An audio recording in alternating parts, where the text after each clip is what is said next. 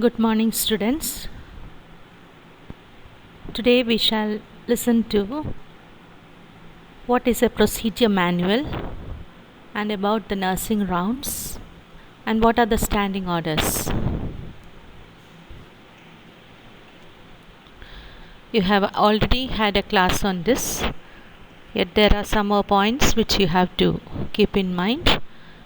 So, there are several methods that can be used effectively in clinical teaching. Nursing rounds are conducted by the head nurse or nurse teacher with the members of her staff or students for a clear understanding of the disease and the effect of nursing care for each patient.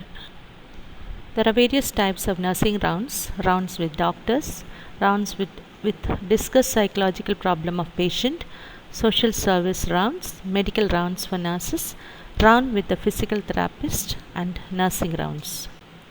Purpose of the nursing rounds: what you are doing is the nursing rounds, but you will be always there with the doctors and other personnel who come to the ward to observe the physical and mental condition of the patient and the progress made from day to day, to observe work of staff, to specific observation of the patient and give report to doctor regarding, for example, wounds, drainage, bleeding, etc., to introduce patient to personnel and vice versa.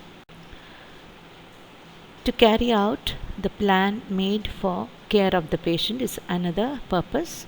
To evaluate result of treatment and patient satisfaction, to ensure that safety measures are employed for patient and personnel, to orient the nurse student in taking charge of the patient's treatment and status of the patient.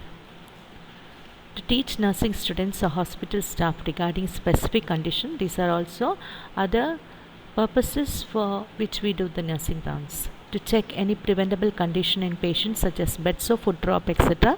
To check emergency equipment near the patient for safety and working order. To compare the clinical features of disease in a patient so that the students gain better insight. To prescribe any modification in nursing action. Ways of conducting nursing rounds: when ward rounds are conducted, the teacher goes to the patient's room with a group of nurses.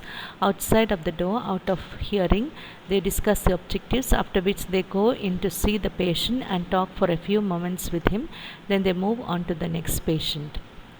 You must have seen this being done in the wards. Early morning, soon after the prayer, they do this. The discussion must necessarily be brief, including only the outstanding points. If the purpose is to visit all the patient in the ward, only the specific points we discuss. Nursing rounds are done in a reporting style regarding the patient's condition, nursing care, medical care, and the prognosis of the patient.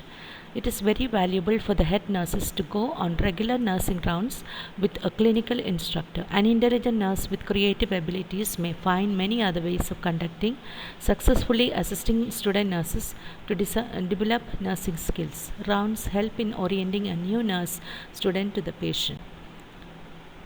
Other purposes are: rounds are interesting strategies involving the students, teacher, and the patient. They offer a real life learning situation when you go to visit the patient. Through rounds, evaluation of nursing activity, hurdles faced by nurse in nursing care can be appraised. There are various disadvantages of nursing rounds. The one thing is the confidentiality of the patient is hampered. The patient may overhear the discussion and may not like the thought that he is being talked about. If group is large, the teacher may not be able to speak loudly enough to be heard, in which case the attention of individuals who are on the fringes is lost.